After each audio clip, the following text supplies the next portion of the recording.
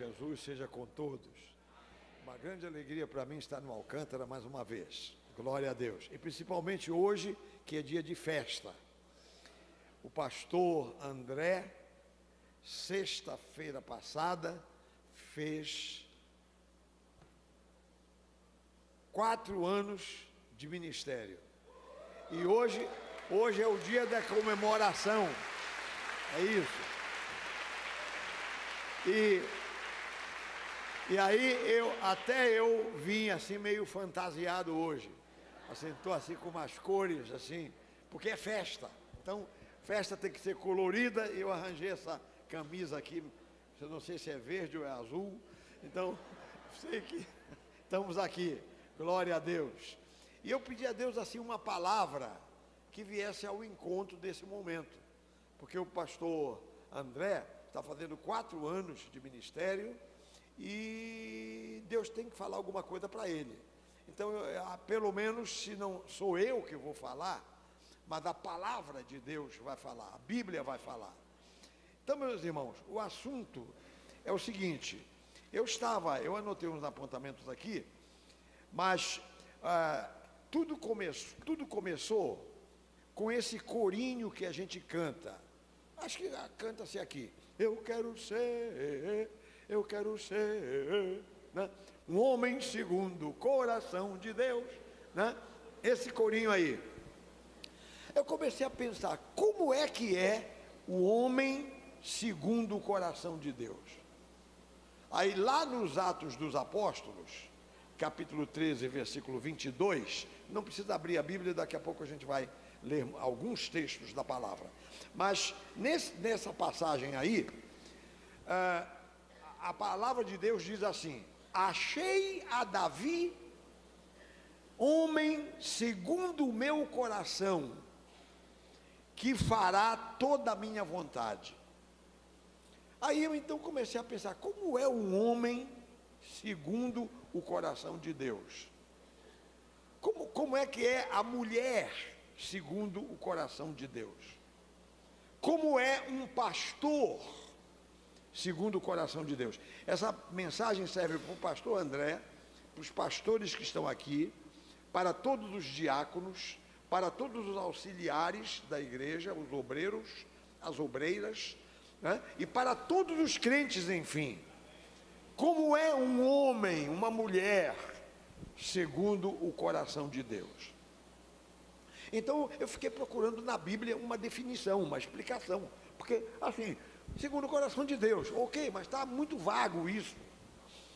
Até que esse pedacinho aqui já dá uma dica: que fará toda a minha vontade. Quer dizer, aqui parece que é um pedaço do caráter ou do que faz um homem ou um cristão, uma pessoa segundo o coração de Deus. Então eu comecei a analisar alguns personagens da Bíblia para encontrar o que a Bíblia disse sobre eles e tentar construir o perfil do homem ou mulher segundo o coração de Deus.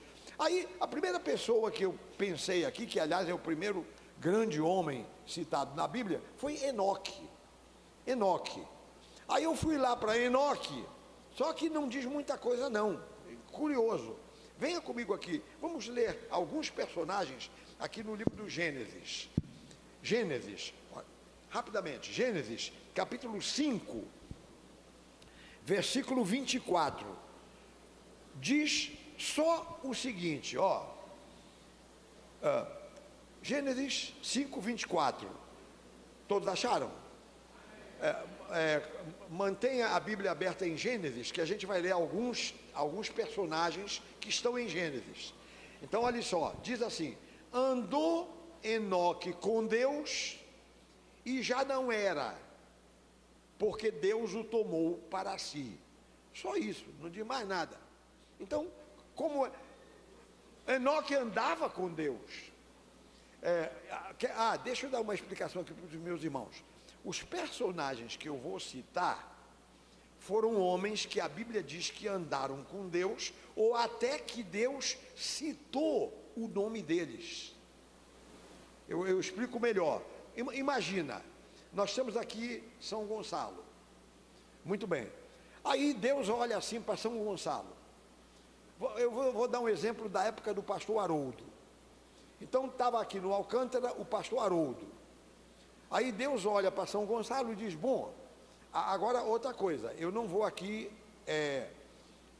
entrar no mérito de dizer esse aqui e esse aqui não é, porque também eu não conheço todos São Gonçalo, ainda mais naquele tempo. Mas, por exemplo, aí naquele tempo Deus olha para São Gonçalo e diz assim: eu tenho 2 homens em São Gonçalo que me agradam.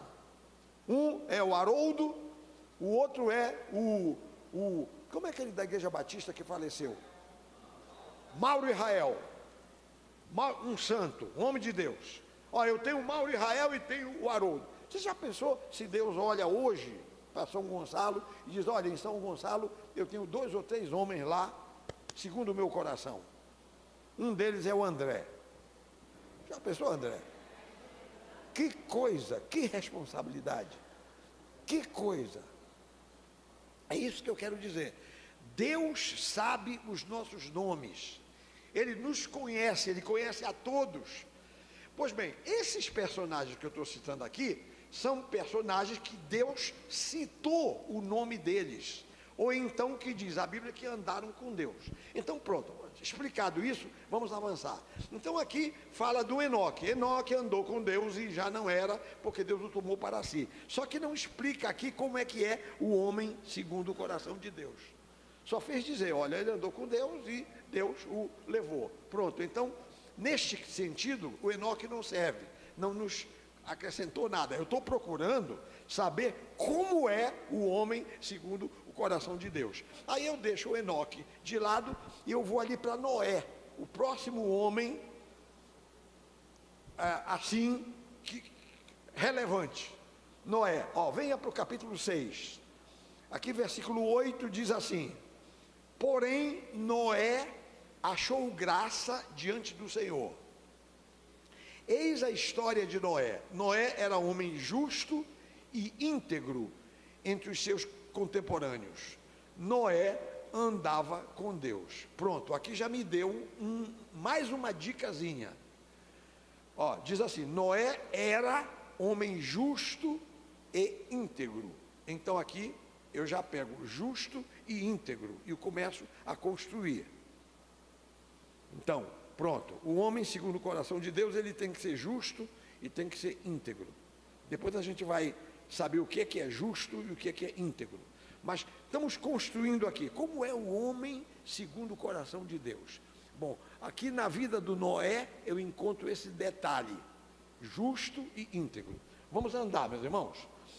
Abraão é o próximo personagem. Veja aqui, Gênesis 18, capítulo 18, versículo 17, diz assim: disse o Senhor: ocultarei a Abraão o que estou para fazer, visto que Abraão certamente virá a ser uma grande e poderosa nação, e nele serão benditas todas as nações da terra, porque eu o escolhi, etc. Vamos parar por aqui. Então, resumindo, é assim: a Bíblia diz que Abraão era amigo de Deus. Tem um outro versículo que diz isso: Abraão, o amigo de Deus. Que coisa maravilhosa! Abraão, amigo de Deus, isso é uma coisa extraordinária. Então, está aqui o pastor Luiz, né? Amigo de Deus. Pastor Luiz, já pensou? Pastora Dulce, amiga de Deus. Pastor Divino, está ali Divino, amigo de Deus. Está, pastor Divino? Você tem essa liberdade, essa intimidade, né? Amigo de Deus, pois o Abraão tinha, ficou registrado aqui na Bíblia. Mas só também diz isso: Abraão, amigo de Deus. E tem um outro lugar também que diz que Abraão é o nosso pai na fé. Maravilha também, pai na fé, o primeiro que creu. Talvez o mérito maior de Abraão é ter crido em Deus.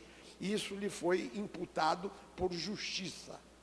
Pronto, ele foi justificado porque acreditou em Deus. Ok, mas parou, não diz como é que era o Abraão, para dizer assim, eu quero saber como é que é o homem segundo o coração de Deus. Eu sei que ele era amigo, ele foi o primeiro que teve fé e tudo, mas não diz como é que ele era. Então eu estou procurando adjetivos para formar o perfil do indivíduo segundo o coração de Deus. Vamos avançar. Por exemplo, José é o próximo personagem, capítulo 39. Uma olhadinha aqui, eu me dei o trabalho de pesquisar isso. Capítulo 39, versículo 2. Olha o que diz aqui a palavra. Gênesis 39 e versículo 2. Diz assim, olha, presta atenção. O Senhor era com José, que veio a ser um homem próspero, e estava na casa de seu senhor egípcio. E aí diz que Deus abençoava tudo que José botava a mão, Deus abençoava, porque Deus era com ele. Mas só diz isso.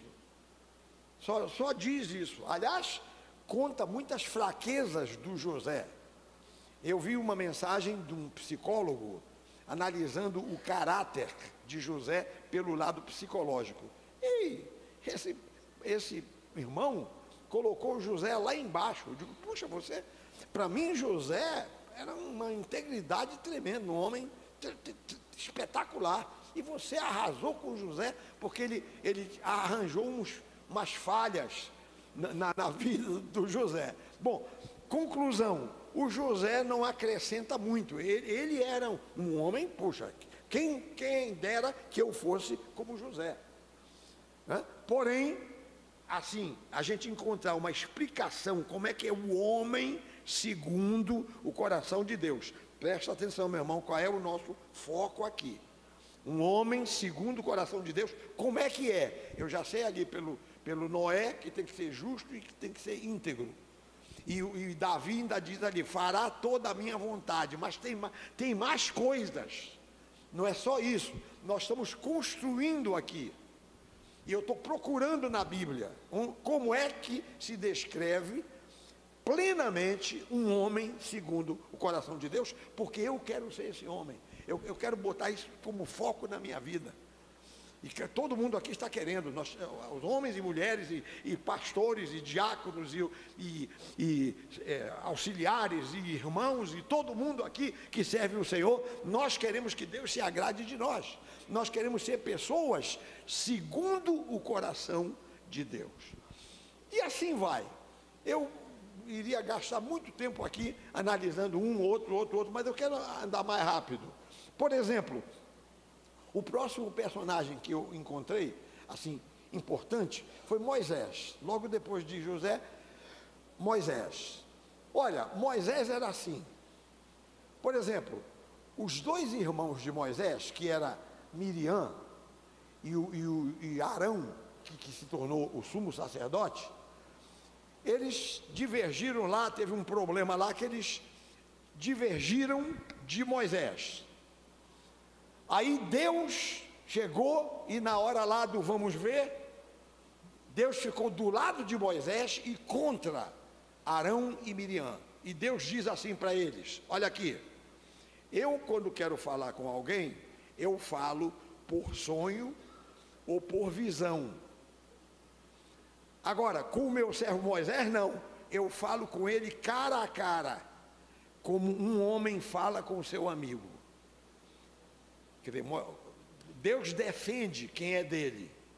Amém, meus irmãos? Amém. Não, meu irmão, quando você estiver numa confusão aí, não tema, o Senhor te defende.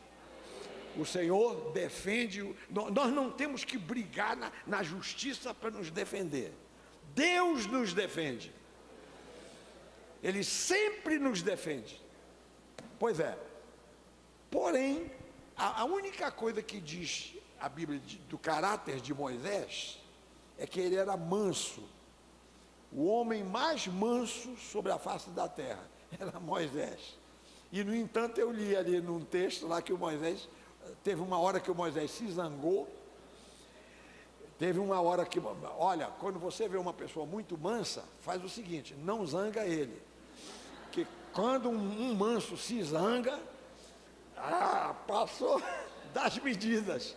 Aí o Moisés aí Moisés reclama com Deus. Ele disse: Senhor, não dá ouvidos a essas pessoas. Eu não tirei deles nenhum jumento. Eu extorqui deles. Eu achei engraçado, pastor André, o jumento. Ele foi lembrar de um jumento. Então, assim. Então, a gente vai acrescentando. Então, o Davi fará toda a minha vontade. O Noé era justo e temente a Deus. O Moisés, manso. Também é só. A gente vai pegando para construir o perfil do homem ou mulher segundo o coração de Deus. Aí eu vou para Samuel, profeta Samuel. Samuel era íntegro, Samuel era um espetáculo, profeta Samuel. Assim, estou falando do caráter do homem. Então, profeta Samuel, ele era tão especial que uma vez Deus falou assim: esse povo de Israel peca tanto contra mim que eu não vou escutar mais a oração desse povo. Eles podem orar aí, eu não vou escutar. Você já pensou Deus falar uma coisa dessa? Mas ele falou. Ele falou. Aí ele pega e diz assim: ainda que Moisés e Samuel me pedissem, eu não atenderia. Veja bem, um pequeno parênteses aqui. A gente não está aqui levantando hipótese de que os mortos podem fazer oração. Não está se falando disso. Isso aqui é em termos... Ainda que alguém do nível de Moisés ou do nível de Samuel me pedissem, eu não atenderia. Isso que Deus quis dizer. Mas agora, o impressionante é que Deus cita, ele fala, quer dizer, Samuel e Moisés eram homens especiais para Deus, e Deus citou o nome deles. Eu fico impressionado com isso. Então, ainda que Samuel, ou Moisés e Samuel me pedissem, quer dizer que Deus tinha Moisés e Samuel em alta conta.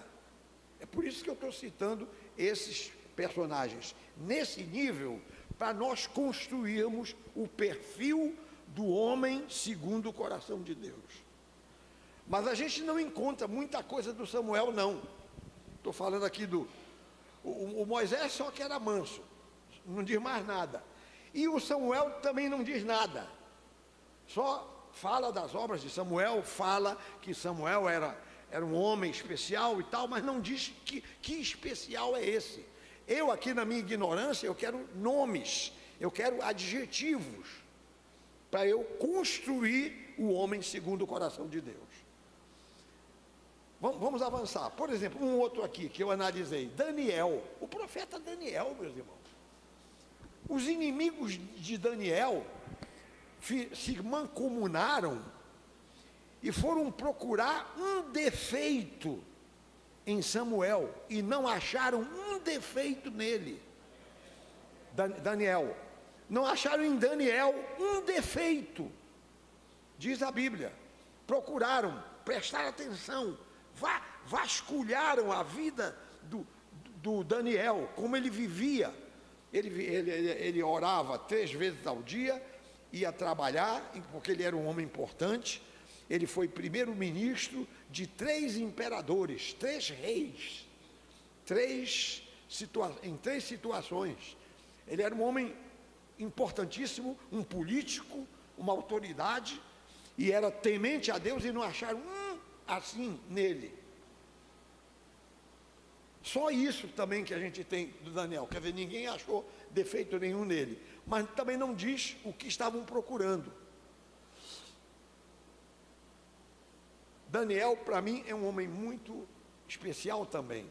Você sabe que o anjo aparece a Daniel, e o anjo diz assim: Daniel, Deus ouviu a tua oração, e eu fui enviado porque tu és muito amado. Tu és muito amado. Você já pensou um anjo dizer isso? Olha, lá no céu tu és muito amado. A cotação do Daniel lá no céu, lá com Deus e com os anjos. E vem um anjo dizer isso. Eu tenho que beijar a mão desse Daniel. Glória a Deus. Não estão entendendo? Nós estamos aqui pisando terra santa, meus irmãos. Estamos aqui analisando coisas santas. Quem nos dera uma coisa dessa? Para nós aqui podemos descer um anjo e dizer: olha a irmã Maria, né? A pastora Dulce. Vamos usar aqui a pastora Dulce. Pastora Dulce, muito amada. Por isso eu estou aqui, Deus mandou falar com ela, porque ela é muito amada, lá no céu. Da pessoa, e o nome ser citado, esse aqui é o detalhe. Glória a Deus. Para um pouquinho aqui para respirar. Amém, meus irmãos? Glória a Deus. Então nós estamos aqui procurando construir o caráter do homem segundo o coração de Deus. E eu lhes disse, talvez a gente não ache nenhum qualificativo em Daniel, a não ser isso, que ele era muito amado e que ninguém achou nada nele. Mas a gente precisa assim, de uma definição mais clara ainda. Nós aqui na nossa ignorância, eu aqui na minha ignorância, eu estou procurando um negócio assim mais específico. Por exemplo, o profeta Elias foi um outro. Eu vou avançar, porque eu tenho algumas coisas para mostrar para os meus irmãos. Por exemplo, Elias foi arrebatado ao céu num carro de fogo, né? Como o Enoque também foi. Aliás, eu quero aproveitar para frisar para os meus irmãos que Enoque foi arrebatado e Elias também foi arrebatado. E eles são uma figura no Antigo Testamento do arrebatamento da igreja. A igreja vai ser arrebatada. Quem crê nisso? Amém? Pois é, só que eles dois foram primeiro, foram na frente. O Enoque e o Elias. Amém, meus irmãos? Pois é, então esse homem, Elias, puxa, muito pelo contrário, eu vou encontrar fraquezas em Elias. Várias fraquezas. Embora ele tenha sido o profeta de fogo, o homem de muito poder. Mas humanamente algumas fraquezas. Aí você diz, puxa, graças a Deus eu também sou fraco. Graças a Deus eu também sou fraco. Mas se eu sou fraco, Deus pode me usar como usou Elias. Glória a Deus. Por exemplo, Eliseu. Eu estou analisando aqui personagens bíblicos e procurando encontrar os qualificativos. Por exemplo, o Eliseu. Eliseu, meus irmãos, para você ter uma ideia, Eliseu, depois de morto, estava lá na sepultura e tem uma história que diz que uns assaltantes assaltaram um homem lá, mataram o homem e jogaram o cadáver assim fora da estrada, jogaram para a beira da estrada e por acaso estava perto da sepultura do Eliseu, quando o cadáver do homem que eles mataram bateu na sepultura do Eliseu, o homem ressuscitou. Ressuscitou. Quer dizer, esse Eliseu, depois de morto, fez um milagre. Quer dizer, ele não era um homem qualquer. Percebe? Mas também a Bíblia não dá muitos qualificativos para o Eliseu. Eu estou aproveitando aqui para a gente repassar esses personagens bíblicos, recordar algumas coisas e pisar terra santa. Pisar terra santa. Paulo, por exemplo, aí eu vou para o Novo Testamento, vem dois do Novo Testamento me chamam a atenção. Um foi Paulo. Paulo foi ao terceiro céu. Paulo, o campeão do Evangelho, o grande pregador, o grande teólogo, o teólogo maior da igreja, Paulo. E, no entanto, era cheio de fraquezas também. Se zangou lá com quem foi? Marcos, se zangou com Marcos, e Paulo era temperamento colérico, e é assim. E no entanto, um santo. Aí você diz, maravilha, graças a Deus, que os falhos, os fracos, também podem ser santos, porque eu sou fraco e sou falho, então quer dizer que também eu posso ser santo mesmo assim. Deus pode me usar, ter misericórdia de mim e fazer de mim alguma coisa. Glória a Deus. João é o outro. João teve a visão do Apocalipse. Agora, João é o seguinte, João, a Bíblia diz que ele encostava a cabeça no ombro de Jesus. Na verdade, ele não é João, ele é Joãozinho. Joãozinho, querido, o apóstolo amado, que só falava de amor, chamava os irmãos de meus amados. Foi quem começou essa história de meus amados, foi ele. Glória a Deus. Então, ok, amor é importante. O amor certamente faz parte do caráter do homem, segundo o coração de Deus. Bem, os irmãos devem estar tão ansiosos quanto eu. Então, pastor, como é que é o caráter do homem, segundo o coração de Deus? Então, finalmente, eu encontrei um personagem que o próprio Deus dá testemunho dele e encaixa tudo direitinho. Sabe quem? Jó, o paciente Jó. Olha o que é que diz Deus sobre Jó. Vem aqui para o livro de Jó, capítulo 1, e no versículo 8, deixe-me ver aqui, livro de Jó, para quem não sabe, é antes dos Salmos. Jó, capítulo 1, versículo 8,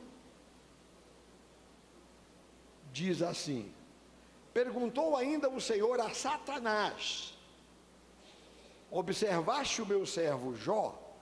Porque ninguém há na terra semelhante a ele, homem íntegro e reto, temente a Deus e que se desvia do mal. Pronto, está aqui o caráter do homem segundo o coração de Deus. Eu dei essa volta toda para chegar aqui, nem para entreter os irmãos e nem para despertar nada nos irmãos, a não ser para a gente meditar mesmo, a gente analisar um pouquinho os outros, que Deus pronunciou o nome deles, que eles andavam com Deus e tudo mais, para então a gente entender essa questão. Então, olha só, 4 características. Eu poderia dizer que eram 5, porque tem essas 4 de Jó e tem mais uma de Davi. Achei a Davi um homem segundo o meu coração, Atos 13, 22, né? Que fará toda a minha vontade. Então, primeiro, o caráter da pessoa. Segundo, a atitude da pessoa, a ação da pessoa. Então, o caráter é isso aqui: íntegro, reto, temente a Deus e que se desvia do mal. Olha, essa questão de ser íntegro, uma pessoa íntegra não quer dizer que tema a Deus, que diz íntegro e reto.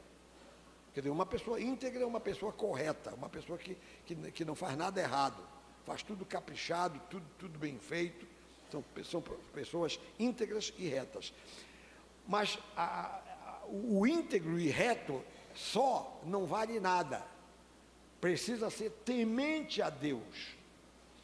Porque eu quero lembrar os irmãos, principalmente a juventude aí que estuda história e que estuda filosofia, essas coisas, eu quero lembrar o seguinte: nos tempos antigos, na igreja primitiva, os cristãos ficavam admirados de ver que muitos daqueles romanos, que eram os conquistadores daquele tempo do Império Romano, muitos dos romanos, por exemplo, aqueles governadores romanos, os centuriões romanos, alguns procônsules.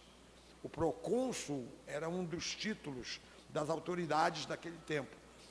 Eles eram homens íntegros. E, no entanto, no dia seguinte eles iam adorar Júpiter. Iam adorar Diana, a deusa dos Efésios. Eram homens íntegros, corretíssimos, homens impecáveis. Só que eram idólatras, eram pagãos. Então você vai encontrar no meio dos incrédulos, dos descrentes, gente melhor do que nós. São pessoas corretíssimas, só que estão seguindo o caminho errado. Não temem a Deus, não aceitam Jesus como Salvador, então não adianta essa integridade. Então, veja bem, o homem segundo o coração de Deus é uma pessoa íntegra e reta e temente a Deus. Tem que ser temente a Deus. Não se impressione. Eu conheço pessoas do mais alto nível de integridade, pessoas pacientes, pessoas sábias, muito mais do que eu, mas só que não creem em Jesus. Então, o que é que diz o profeta Isaías? Ele diz assim, que as nossas justiças são como o trapo da imundícia, não vale nada. A nossa vida corretíssima, isso não salva ninguém. Quem salva é Jesus. Então, ótimo, ser uma pessoa excelente, maravilha, é melhor do que um bandido, melhor do que um criminoso. Agora, precisa se submeter a Jesus Cristo. Então, o que é que os exemplos da Bíblia? Nós temos Natanael. Aí Natanael se aproxima de Jesus, aí Jesus diz para ele assim: eis aí um verdadeiro israelita em quem não há dolo, em quem não há mancha. Jesus elogiou o Natanael, mas o Natanael teve que aceitar Jesus. Ele teve que dizer: Senhor meu e Deus meu, Tu és o rei de Israel, Tu és o Messias de Israel. Um homem como, por exemplo, Cornélio, centurião romano, um homem boníssimo, respeitado na comunidade judaica, porque ele fazia o bem, ele ajudava os pobres, ele sendo comandante da tropa de ocupação, ele não era cruel, ele não maltratava a população. É um homem corretíssimo, o Cornélio. Ainda mais, ele vivia orando, jejuando, ele vivia buscando a Deus. Isso tudo, muito bem, muito bem. O anjo chegou e disse: Cornélio, as tuas orações, as tuas esmolas, o que tu fazes, estão claras e patentes aos olhos de Deus. Todavia, está faltando alguma coisa. Manda chamar um homem lá, que está em Jope, chamado Pedro, ele vai te dizer o que tu deves fazer. Aí chega Pedro e apresenta para Cornélio esse homem íntegro, apresenta Jesus para ele. E o Cornélio diz: sim, senhor, eu peço perdão pelos meus pecados e eu aceito Jesus. Então, ser íntegro e reto sozinho não basta. Tem que ser temente a Deus também. Amém, meus irmãos? Pronto. Aí começa-se a construção do perfil do homem segundo a vontade de Deus. E aí, completa aqui: que se desvia do mal. São essas coisas aqui, ó. Jó era homem íntegro e reto, temente a Deus e que se desvia do mal. Então o mal está bem ali. Então você não chega perto. O mal, porque tem duas questões.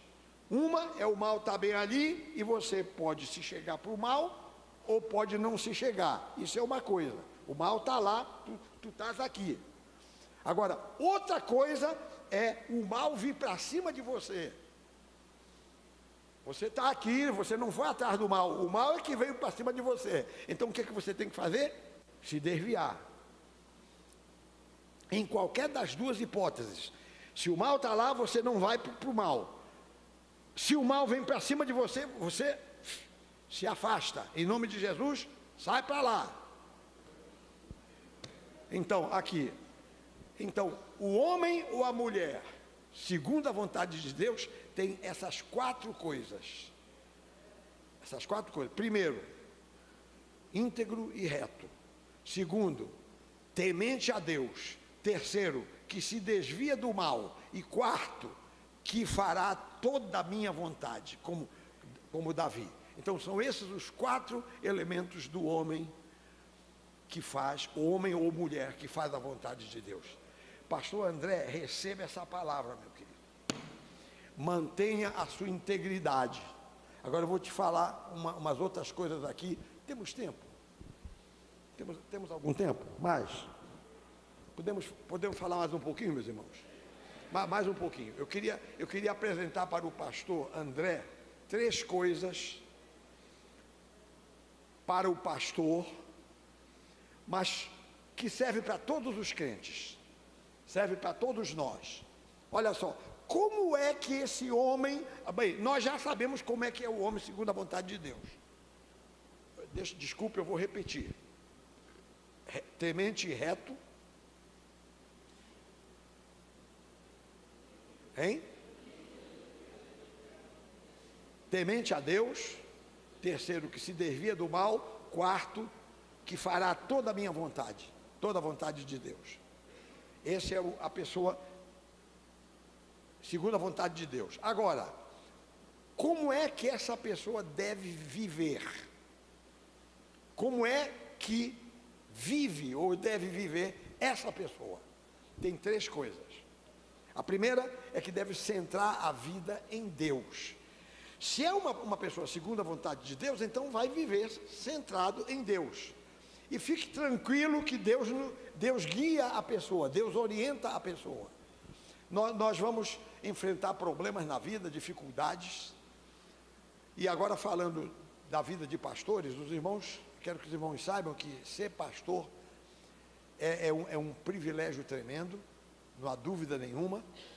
A vida de pastor é uma vida gloriosa, não há dúvida nenhuma. Porém, ser pastor, o pastor é muito mais tentado do que qualquer crente, qualquer outro crente que não é pastor. O pastor é muito mais visado, o diabo está de olho para derrubar o pastor. A gente enfrenta lutas, problemas, a gente enfrenta lutas contra o diabo, a gente enfrenta lutas até mesmo na estrutura da igreja. O diabo levanta problemas, levanta pessoas com ciúmes e contendas e dificuldades. Satanás faz isso para tentar derrubar o pastor. E você já ouviu falar de muito pastor estressado, muito pastor até querendo tirar a vida, a sua própria vida, pastor esgotado com tanta coisa. Por exemplo, graças a Deus, as igrejas da Nova Vida têm uma forma de trabalhar que não tem ninguém perturbando ninguém assim em princípio. Em princípio. Eu não sei de todos, mas em princípio não tem ninguém. Não, eu quero dizer porque há outras denominações evangélicas que têm uma estrutura controladora. Fica aqui, a alta direção fica controlando o que se passa. Há verdadeiras guerras entre lideranças e entre subordinados e quem está por cima, quem é a autoridade. A Nova Vida tem pouco isso. Graças a Deus. Mas tem um pastor aí chamado Malcolm Roberts. Esse Malcolm, aliás, eu troquei o nome, Malcolm Smith, não é Roberts, não. Malcolm Roberts é outro. É Malcolm Smith. Ele escreveu um livro chamado Esgotamento Espiritual. Eu li esse livro, Esgotamento Espiritual. Há momentos que o pastor fica esgotado e a vontade que tem, bom, se não é um crente, é se matar. Se matar. Se é um crente temente a Deus, que conhece Jesus, o que ele faz é se desesperar e tal. E tem que descobrir uma saída para isso. E então, na experiência do Malcolm Smith, ele conta que ele estava tão desesperado que ele foi clamar a Deus, pedir a Deus uma saída. E Deus deu então uma revelação a ele, na palavra. E a revelação foi alguma coisa da Bíblia. até simples. Ele se lembrou que Moisés, quando teve o primeiro encontro com Deus, para tirar o povo de Israel do Egito, Moisés teve a visão da sarça ardente. Aí ele começou a prestar atenção naquela história que a Bíblia diz, que o fogo queimava a sarça, mas a sarça não se consumia. Olha só, o fogo queimava a sarça, mas a sarça não se consumia. Aí ele pegou aquilo para ele: eu estou aqui no fogo, o fogo está me queimando, querendo me consumir, me destruir, mas Deus não está deixando. Então, resumindo, o pastor André, é como uma sarça, é como a sarça. O pastor sofre coisas que ninguém sabe. O pastor acorda de madrugada, fica sem dormir aí horas e horas, às vezes numa aflição de espírito que ele não, nem mesmo ele sabe explicar, mas é uma angústia, uma aflição no campo espiritual, uma luta, porque uma igreja como o Alcântara, isso aqui não é uma igreja qualquer, isso aqui é uma igreja que tem uma história. Essa igreja aqui tem anos e anos e anos de trabalho aqui, pastor Haroldo, pastora Dulce e agora o pastor André, que está começando. O pastor André ficou 2 anos no Jockey, depois veio para cá, e você está 1 ano e 6 meses aqui no Alcântara, 1 ano e 6 meses, porque se você tem 4 anos de pastor, ficou 2 anos lá no Jockey, ficou 1 ano e 6 meses auxiliando aqui a pastora Dulce, aprendendo, se inteirando das coisas aqui, e agora você tem 4 meses de pastor aqui, não é não? Quantos meses aqui que você foi empossado como presidente? Hein? 3 meses. Pois é, então é 1 ano e 7 meses aqui. Pois bem, então, pastor André mal está começando. Então você está com um fardo nas suas costas que você não tem ideia. Então, nas madrugadas, quando você disser, puxa vida, porque não sei se você já acordou para o fato de ser pastor do Alcântara, o que isso representa. Acho que já acordou, porque é um peso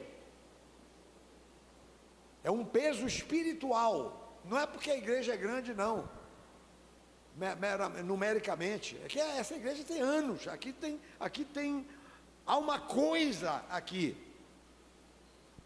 Então, meu querido, quando você despertar, que você se sentir consumido, se sentir queimado, se sentir nas últimas, te lembra, a sarça ardente, o fogo queimava a sarça, mas não consumia a sarça. Por quê? Porque o fogo era de Deus, era permitido por Deus, e de Deus vem o nosso sustento. Então, a pessoa que tem o coração segundo a vontade de Deus, a pessoa, como diz aqui a nossa proposta aqui, a pessoa que tem o coração segundo o coração de Deus, essa pessoa é sustentada por Deus na hora das dificuldades. Não esqueça disso. Todo mundo diga, sarça ardente.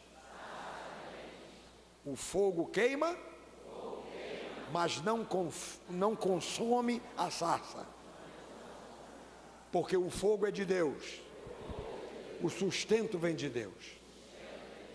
Então, essa primeira coisa, para terminar essa mensagem, essa primeira coisa que eu quero te dizer, tem mais 2. Olha, você já ouviu essa história? Vamos sonhar. Vamos sonhar. Só que quando você sonha,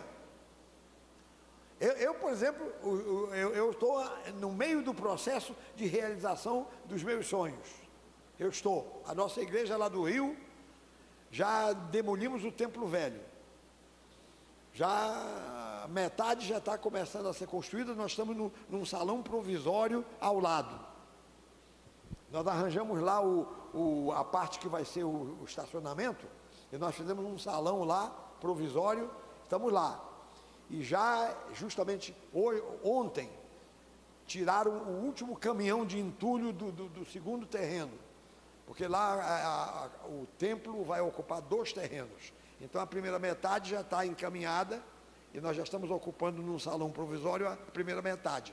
A outra metade nós estamos trabalhando, completando a estrutura do prédio, para então levantar o prédio e construir. Veja bem, o meu sonho não é o prédio, não. O prédio é apenas a ferramenta. Eu preciso do prédio. Os meus sonhos são outras coisas lá na frente, que o prédio vai ser utilizado. Então, construir a igreja e inaugurar, quando isso acontecer lá, a inauguração, eu vou dizer, gente, olha, isso aqui é só para a gente começar. Eu não estou realizado porque construí o prédio. Esse prédio devia estar pronto já há muito tempo. Se eu tenho esse prédio pronto, eu estava lá na frente. Então a gente tem sonhos, todo pastor tem sonhos. Só que esses sonhos têm que ser bem administrados. O pastor não pode dar um passo maior que a perna. Por outro lado, o pastor não deve ser um covarde, não deve ser um paradão aí. O pastor de uma igreja dessa como Alcântara, que tem uma capacidade, essa igreja aqui tem músculos espirituais, aqui tem coisa dessa para fazer no bairro, no município e no estado do Rio, quem sabe. Então o pastor pode sonhar, só que esses sonhos, como eu disse, tem que ser alguma coisa também com sabedoria. Aí eu me lembro da parábola dos talentos. Então a parábola dos talentos é assim, diz que o Senhor lá deu 5 talentos para um servo, deu 2 talentos para o outro servo e deu 1 talento para o terceiro. O que tinha 5 dobrou para 10, o que tinha 2 dobrou para 4, e quem tinha 1 enterrou o talento. Eu não quero me preocupar com esse fracassado aí que enterrou o talento. Eu quero me preocupar o seguinte: o pastor André, Deus não está dando, pastor André, Deus não te está dando 1 talento, Deus te está dando 5. Você está pegando, você que é um homem novo na idade, um pastor novo na idade e novo no ministério, Deus está te dando logo uma montanha. Você está dirigindo, não é um barquinho, não. Você está dirigindo um transatlântico. O Alcântara é um transatlântico, não é um, como é esse? Não é um aerobarco.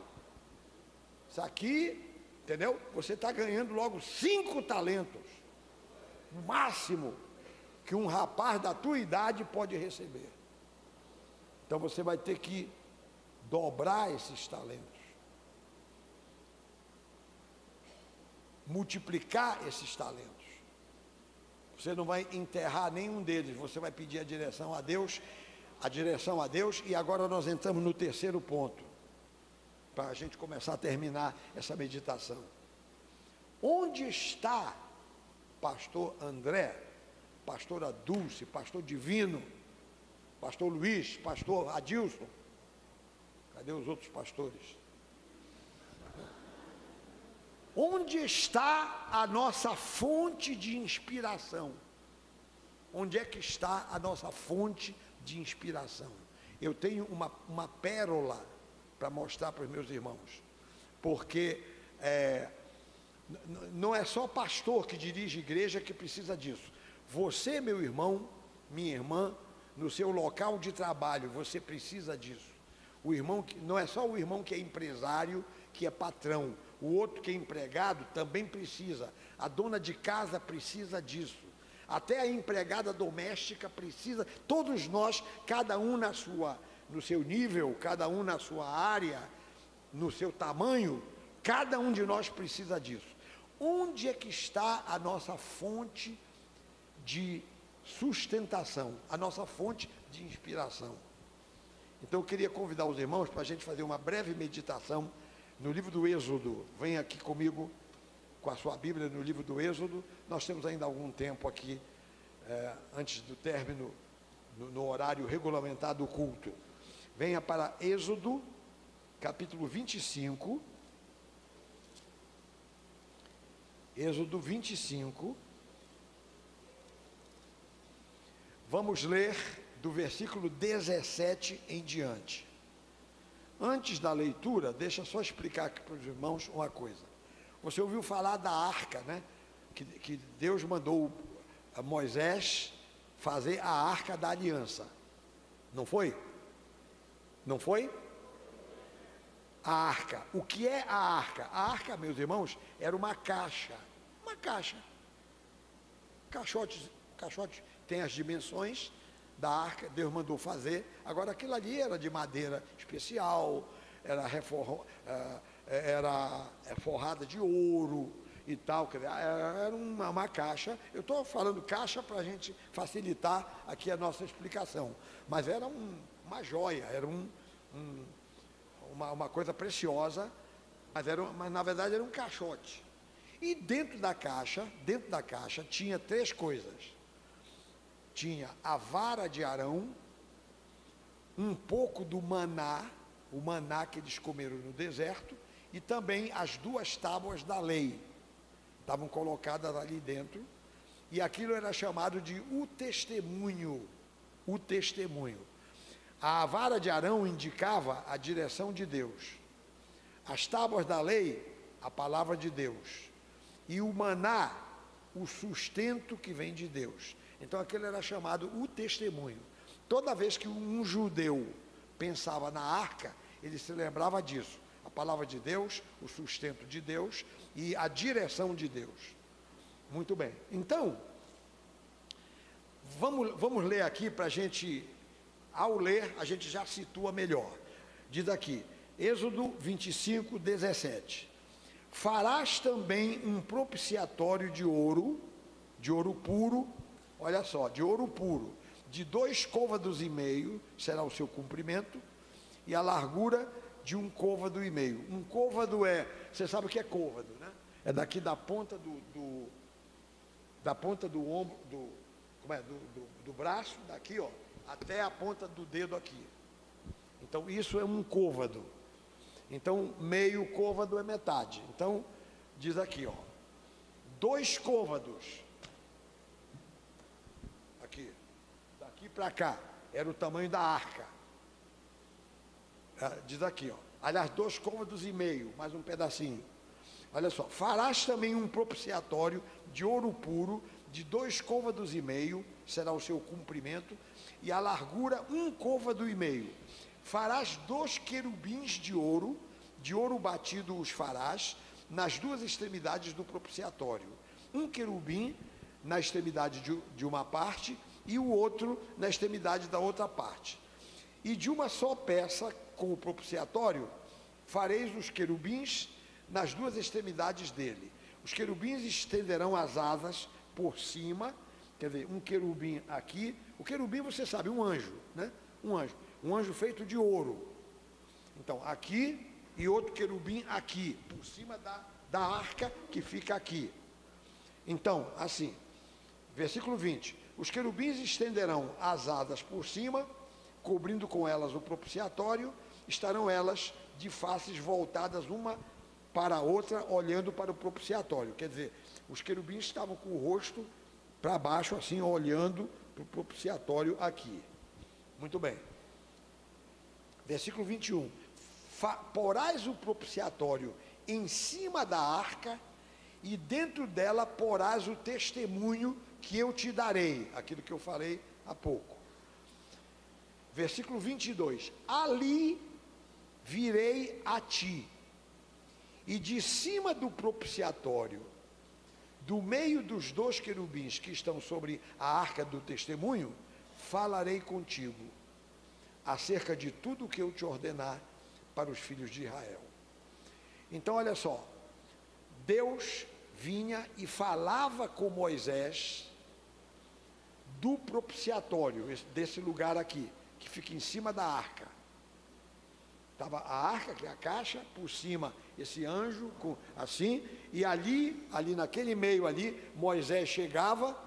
Agora, a Bíblia não diz quando é que ele ficava de joelhos, quando é que ele ficava em pé. O fato é que Moisés ficava ali, e Deus vinha e falava com ele dali do propiciatório. Onde está a nossa fonte de inspiração?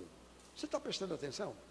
O homem segundo a vontade de Deus, o homem cujo coração é como o coração de Deus, o homem, como diz, segundo o coração de Deus, ele tem que ter uma direção de Deus. Então, pergunto eu para os meus irmãos, Deus fala conosco ou não fala? Fala. Uma outra pergunta, quem aqui dos meus irmãos, porque todos nós podemos ouvir a voz de Deus, quem já ouviu, agora não levante a mão precipitadamente, se você não ouviu, não ouviu. Agora, quem aqui já ouviu de alguma maneira a voz de Deus? Aleluia. Pastora Dulce, fique de mãos erguidas. Pastor André, te levanta e olha para lá, olha para o povo aí, olha só, está vendo? Esse povo aí é povo de Deus, eles ouvem a voz de Deus. Como é que a gente ouve a voz de Deus? Olha só, essa arca e esse propiciatório são figuras. Naquele tempo era ao pé da letra. Hoje, eu, por exemplo, lá em casa, eu tenho uma cadeira, eu queria ter um quarto para ser um santuário meu, mas eu não tenho, eu moro em apartamento, não tem condição. Mas eu botei num canto da sala uma cadeira especial. Essa cadeira é a minha cadeira de oração. Eu ajoelho lá, eu oro lá. Então, vamos dizer, o meu propiciatório lá em casa é essa cadeira aqui, esse lugar aqui, que eu reservei para ser o meu lugar santo de oração. Irmão, irmã, quem já faz isso, parabéns. E quem não faz, comece. Santifique um cantinho lá da sua casa, para você se prostrar, orar a Deus, falar com Deus, e de repente Deus vem e fala com você. Aleluia! Glória a Deus! Aleluia!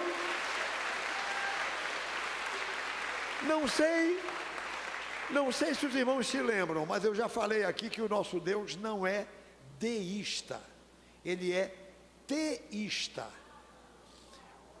O Deus deísta é um Deus que não quer saber das suas criaturas. E o Deus teísta, com T, né? O Deus teísta é um Deus que está interessado nas suas criaturas. Tinha um irmão lá da África do Sul, eu fui missionário lá, o irmão me surpreendeu. Ele disse para mim assim: pastor, o senhor sabia que Jesus nos ama apaixonadamente? Eu digo, eu sabia, eu sei disso. Irmão, irmã, olha, Jesus te ama. Jesus ama a cada um de nós apaixonadamente. Olha, você não tem que chegar, é claro, se você quiser chorar, reclamar, quer abrir o coração, Senhor, a vida está ruim, tem misericórdia de mim, Senhor, isso não pode acontecer. Você, como filho, pode falar com o pai como você quiser, como você sentir. Mas ao mesmo tempo, saiba, meu irmão, minha irmã, que Deus está interessado na nossa vida. Ele quer nos abençoar. Você chega lá e diz: meu Deus, vem me abençoar, tem misericórdia de mim. Aí eu te digo: olha, Deus, Ele já tem misericórdia. Ele já quer ter misericórdia. Ele está olhando para você, Ele já sabe de tudo. Meu irmão, minha irmã, faça de um lugar qualquer da sua casa, um recanto, o seu pequenino santuário. O lugar onde você se prostra e você diz: Senhor, fala comigo. porque ele fala. Agora, só que ele também não vai falar rápido. E também você não vai ficar imaginando que ele falou se ele não falou. Então, calma. Você diz, Senhor, porque o nosso Deus também não é um Deus muito barato, não. Ele fala assim, mas também ele não está à nossa disposição. Ele é Deus, ele fala quando ele quiser. Amém, meus irmãos? Ele fala quando ele quiser. Aí eu me lembro de uma outra historinha, e com isso eu vou terminar essa meditação. Uma historinha do Antigo Testamento, que a gente vai ler também. Vem aqui para primeiro livro dos Reis. Primeiro livro dos Reis, no capítulo 19. Primeiro livro dos Reis, no capítulo 19, no versículo 11. Aqui é quando Elias fugiu da rainha Jezabel e fugiu na direção do Monte Horebe, do Monte de Deus. E ele foi para lá. Olha só o que diz aqui a palavra. Primeiro livro dos Reis, todos acharam? Capítulo 19, a partir do versículo 11. Diz aqui a palavra: disse-lhe Deus: sai e põe-te neste monte perante o Senhor. Deus disse para ele: olha, Elias, sai daí dessa caverna, porque ele estava na caverna. Sai da caverna, vem aqui para fora e fica quieto aí, porque eu vou falar contigo. E Elias ficou. Elias estava lá, esperando Deus falar com ele. Aí começa um problema aqui que a gente tem que entender. Olha só, venha comigo, versículo 11. Disse-lhe Deus: sai e põe-te neste monte perante o Senhor. E eis que passava o Senhor, e um grande e forte vento fendia os montes e despedaçava as penhas diante do Senhor, porém o Senhor não estava no monte, no vento. O Senhor não estava no vento. Depois do vento, um terremoto, mas o Senhor não estava no terremoto. E depois do terremoto, um fogo, mas o Senhor não estava no fogo. E depois do fogo, um cicio tranquilo e suave. E ouvindo-o, Elias envolveu o rosto no seu manto e, saindo, pôs-se à entrada da caverna. E eis que lhe veio uma voz e lhe disse: que fazes aqui, Elias? Aí sim, Deus começou a falar com ele e dar as ordens.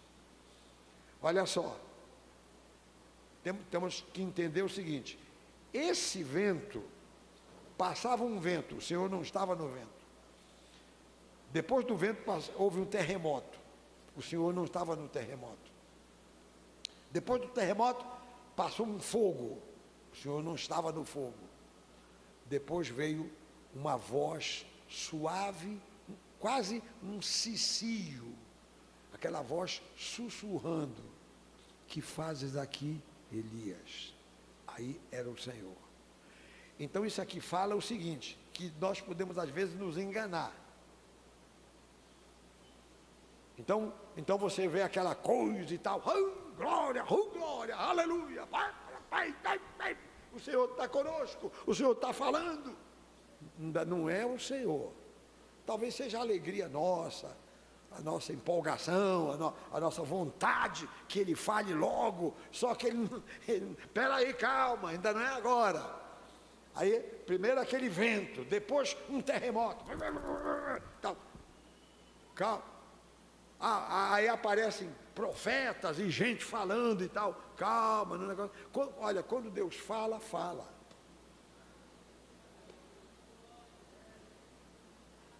Deus não fala, até devo dizer, na nossa barulhada pentecostal.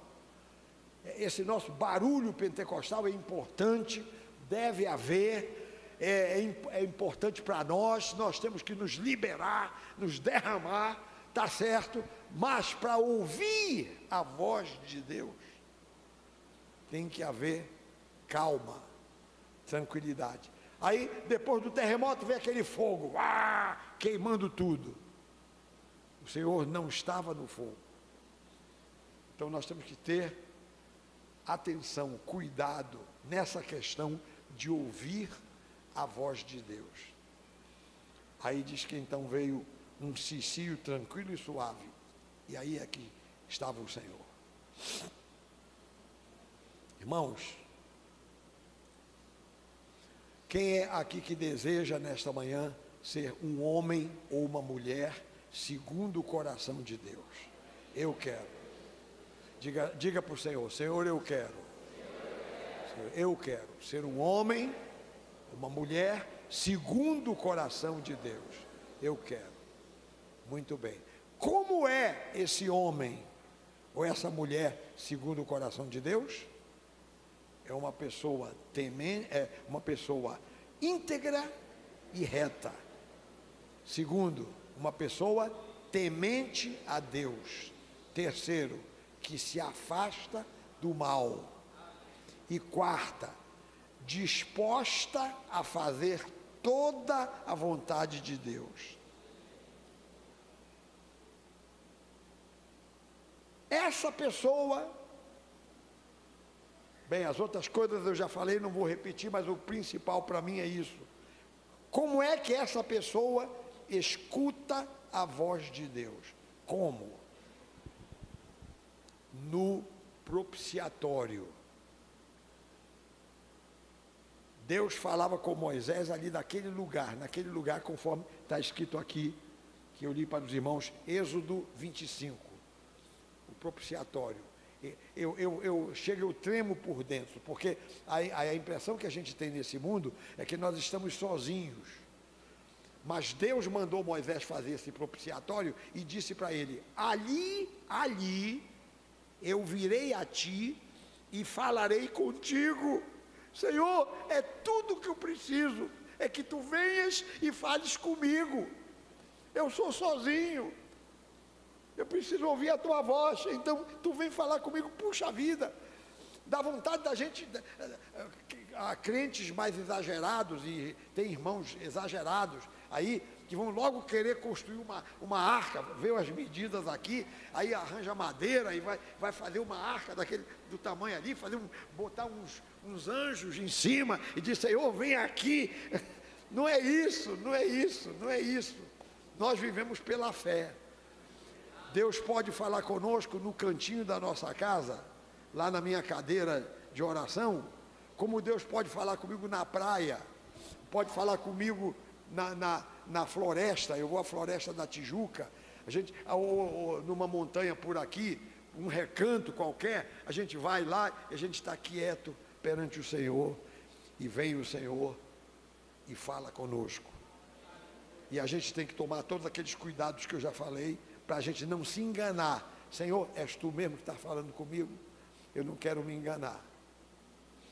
E aí vai da experiência da pessoa.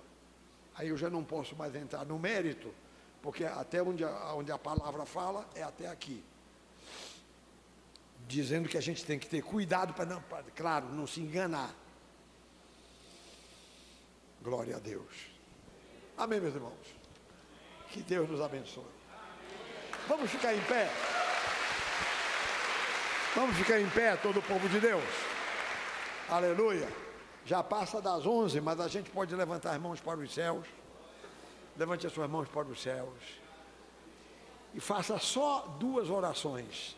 Diga assim: Senhor, ajuda-me a ser uma pessoa segundo o teu coração. E também, Senhor, fala comigo.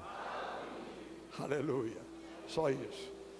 Senhor, que nós sejamos segundo o teu coração, e que tu nos dirijas, que tu fales conosco, que nunca falte a tua palavra na nossa vida. Repa la baixada carabaraia, carabasturi andará. Ultimandaraia, carabasturi andará. Oh, glória ao teu nome, Senhor. Obrigado, meu Deus. Obrigado, meu Deus, porque esta palavra serve para cada pessoa que está aqui, mas serve de uma forma específica para o pastor André, serve para mim também, para a pastora Dulce, para o pastor Adilson, pastor Luiz, pastor Divino, para todos nós aqui, Senhor. Obrigado, Pai. em nome de Jesus. Eu vou pedir que o André e a Leilane subam aqui. Pastora Dulce, suba aqui. Os pastores todos, subam aqui. Vamos abençoar o pastor André. Vamos agradecer a Deus por esse aniversário de ministério. Aleluia, glória a Deus. Pastor André, ajoelha aqui, meu irmão. Quem vai fazer a oração é a pastora Dulce. Você, pastora Dulce, que vai abençoar o pastor André. A igreja toda estenda as mãos para cá. Eu vou pedir que todos os diáconos, diaconisas, fiquem aqui na frente. Todos os diáconos, diaconisas.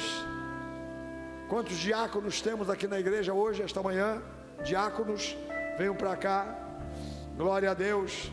Fiquem aqui na frente. Temos poucos diáconos aqui hoje presentes. Ok, lá, isso, desça. Vamos aguardar um pouquinho. Glória a Deus. Glória a Deus, glória a Deus. Fique aqui na frente, isso, aleluia. A igreja toda estenda as mãos na direção do casal. Pastora Dulce. Amém, Jesus. Louvado seja o teu nome, Senhor, por essa palavra, Senhor, e também por essa ocasião tão especial, Pai, na vida e no ministério do pastor André e da tua filha Leila, Senhor. Oh, Pai, em nome de Jesus, esta palavra vem ao encontro, Senhor, de fato, do desejo do coração dos teus filhos, Pai, de ter encontros contigo, de ouvir a tua voz, ó Pai. Oh Deus, em nome de Jesus, para que esse ministério continue, ó Pai, sendo um ministério triunfante, que faz a diferença nesse bairro, nesse município, Pai. Vem, Senhor, ungir todos eles, Pai. A Leila, Senhor, com sabedoria, com graça. Ao André, Pai, com revelações, com palavras frescas do teu coração. Oh, Pai, nós os abençoamos, Senhor. Pai, para que eles também venham a nos abençoar, Senhor. Usa poderosamente os teus filhos, Pai, nesta data, Pai, tão especial do seu aniversário. Nós, a igreja, fale comigo. Nós o abençoamos para a glória do nome de Jesus. Em o nome do Pai, do Filho e do Espírito Santo de Deus. Amém e amém. Pastor André, irmão, pode levantar. Irmão, ainda tem mais uma coisa que vai acontecer aqui antes da gente ir embora. Vai entrar aqui um bolo. Olha só. Isso.